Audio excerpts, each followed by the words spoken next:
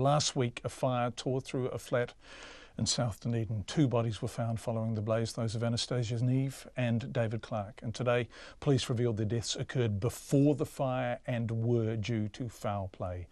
Another South Dunedin resident has appeared in court this morning charged with torching the property, but police say the investigation is ongoing and no one has yet been charged in relation to the couple's deaths.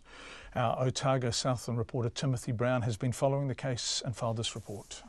A week ago, a frightening blaze tore through the rear flat of a wooden villa. 2 bodies were uncovered after the fire was extinguished, but that was only the first grisly discovery regarding the deaths of the 35-year-old Anastasia Neve and her 49-year-old partner, David Clarke. Southern Police Investigations Manager, Detective Inspector Steve Wood, this morning ended 7 days of speculation when he detailed what police have uncovered so far. Police are now treating the deaths as a double homicide, and evidence indicates that they died before the fire started.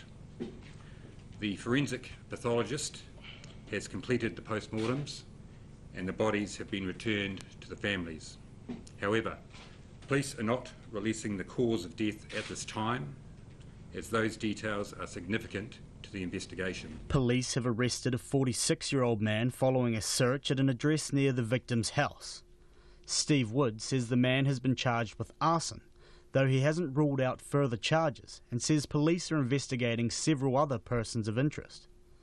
The man appeared in the Dunedin District Court this morning, where it was revealed he has engaged high-profile Dunedin QC, Judith Ablett-Kerr, as his lawyer. The man, who appeared before a JP, was granted interim name suppression and remanded in custody until next month. His arson charge carries a maximum penalty of 14 years jail. Mr. Wood says the man is known to the 2 deceased, but would not be drawn on any further details about him. He says police still want to hear from anyone who has information of interest. In particular, we're interested in hearing about any movements of vehicles, motorbikes or people near the Wesley Street scene in the early hours of Monday morning, that is the 22nd of January 2018. Social media linked to the defendant had a picture of him riding a motorcycle and referenced his support of the 88s, also known as the Headhunters Gang. But from early this afternoon, that social media page was hidden from public view. When asked if police suspect drugs may have played a part in what led to the homicide, Mr. Wood had this to say. We're not ruling out anything. You have to have an open mind with these investigations, and it's important that you work through what the scene's telling you, work through all the witness accounts, because a lot of people can provide legitimate accounts of what they heard and saw, but they might have been a little bit confused about aspects of it. That happens a lot. Mr. Wood says there is still much ground to be traversed in the investigation, and officers don't want to play their hand until those responsible are charged and before the courts.